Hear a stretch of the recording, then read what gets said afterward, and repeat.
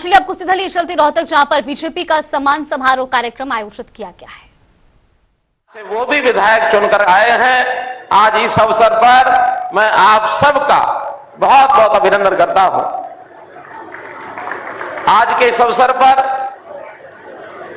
अपने नए चुनाव की तैयारी, यानी विधानसभा का जो आने वाला चुनाव है, इस चुनाव की तैयारी, इस चुनाव का पूरा जिसको कहना चाहिए उसको नेतृत्व दे करके आगे बढ़ाने के लिए हमारे नए हरियाणा प्रदेश के चुनाव प्रभारी और केंद्रीय मंत्री माननीय श्री धर्मेंद्र प्रधान जी वो भी आज उपस्थित हुए हैं। मैं उनका भी बहुत बहुत स्वागत अभिनंदन करता हूं, ताकि उनके नेतृत्व में और साथ में उनके सहयोगी जो अभी तक हरियाणा प्रदेश के अपने प्रभारी थे, पूर्व में त्रिपुरा के मुख्यमंत्री रहे, वर्तमान में हरियाणा प्रदेश के सह चुनाव प्रभारी भाई विप्लव देव जी वो भी आज यहां उपस्थित हैं। तो मुझे लगता है कि अपने इस प्रदेश के चुनाव को आज एक प्रकार से श्री गणेश करने के लिए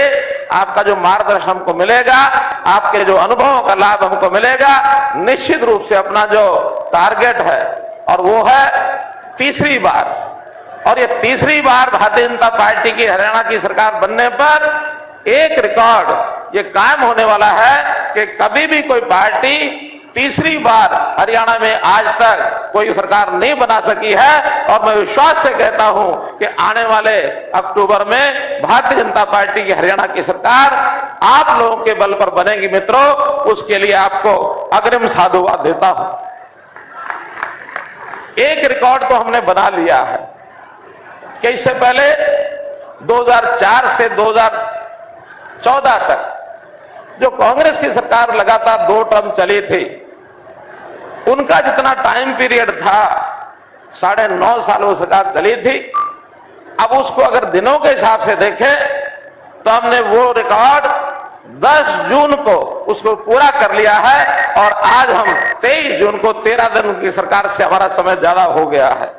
तो मित्रों, आज इस अवसर पर हमारे सभी नेता, अगर मैं केंद्रीय मंत्री हमारे प्रदेश के चुनाव प्रभारी मैं स्वागत कर चुका हूं, हमारे मुख्यमंत्री नायब सिंह जी नवनिर्वाचित विधायक वो भी यहां उपस्थित हैं, हमारे पूर्व में जो प्रभारी और वर्तमान में सह चुनाव प्रभारी विप्लव देव जी, प्रदेश के पार्टी के अपने सह प्रभारी श्री सुरेंद्र नागर जी, हमारे केंद्रीय मंत्री पार्टी के श्री ओम प्रकाश धनखड़ जी, पार्लियामेंट्री बोर्ड की हमारी सदस्य बहन सुधा यादव जी, केंद्र में हमारे राज्य मंत्री और वर्तमान में तीसरी बार फरीदाबाद से आप सांसद चुने गए श्री कृष्णपाल जी, हमारे तीसरी बार सांसद चुने गए भिवानी महेंद्रगढ़ से श्री धर्मवीर सिंह जी, प्रदेश के सभी हमारे मंत्रीगण, सभी हमारे सांसद यानी राज्यसभा के सांसदगण, सभी यहां उपस्थित विधायकगण,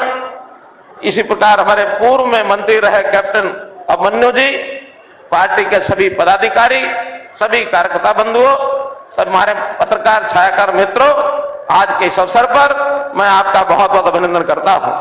मित्रों, मुख्य रूप से तो धर्मेंद्र प्रधान जी का हमें मार्गदर्शन मिलेगा, लेकिन मैं कुछ 2-3 बातें जरूर आपके सामने कहूंगा, क्योंकि ये जो चुनाव गया है अभी, इसका रिजल्ट मिला जुला रिजल्ट आया है। इसमें एक टारगेट वो हमने अचीव किया, उसको पूरा किया कि तीसरी बार मोदी सरकार, और ये तीसरी बार मोदी सरकार बनने से कम 1962 के उस स्थान पर हम पहुंच गए कि लगातार 3 बार कोई प्रधानमंत्री बने हैं, तो पंडित नेहरू के बाद और नरेंद्र मोदी जी बने हैं, ये बराबरी हमने की है। लेकिन इसमें एक हमारा जो प्लस पॉइंट जिसको हम जोड़ सकते हैं, बता सकते हैं, जान सकते हैं कि जो पहला, दूसरा, तीसरा चुनाव देश का हुआ था 1952, 1967, 1952, 1957 और 1962, उस समय अगर पार्टी के नाते देखा जाए तो राजनीतिक पार्टी कांग्रेस का ही सर्वदूर प्रभुत्व था।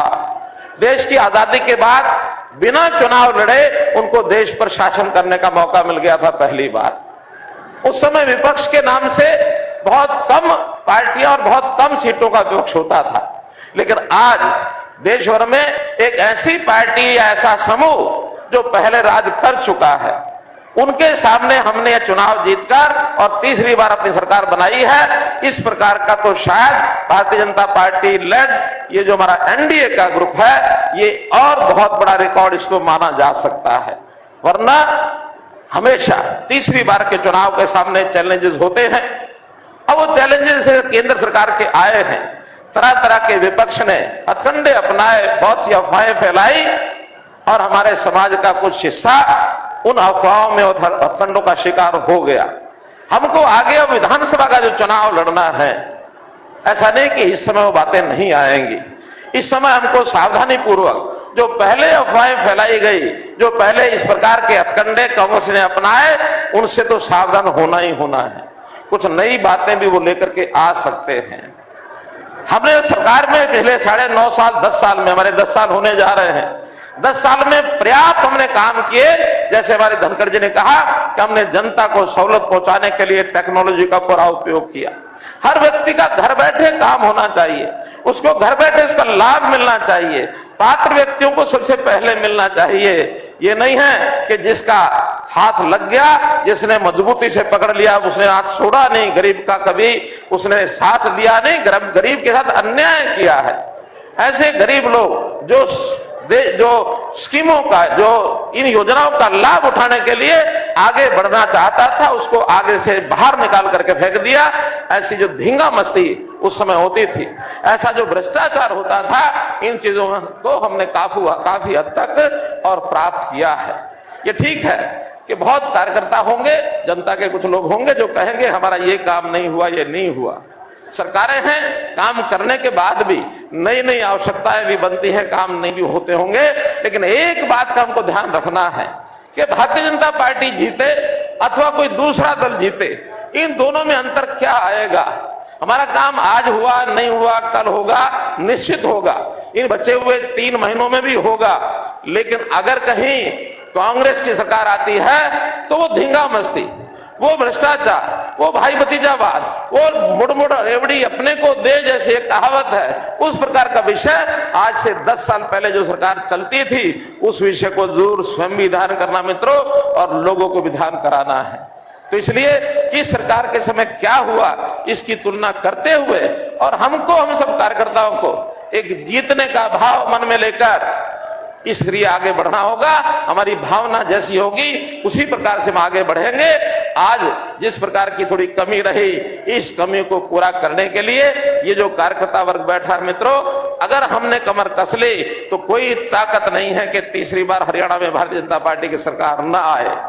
भाई बहनों, मैं आपका धन्यवाद करता हूं कि इतनी बड़ी संख्या में निर्वाचित सांसद और हमारे मुख्यमंत्री जी का स्वागत करने और हमारे प्रभारी सह प्रभारी जिनकी नई नियुक्ति हुई है, उनका स्वागत करने के लिए, उनका अभिनंदन करने के लिए आप लोग सब आए हैं। आपका बहुत बहुत धन्यवाद, बहुत बहुत आभार। बहुत बहुत धन्यवाद माननीय मनोहर लाल जी का।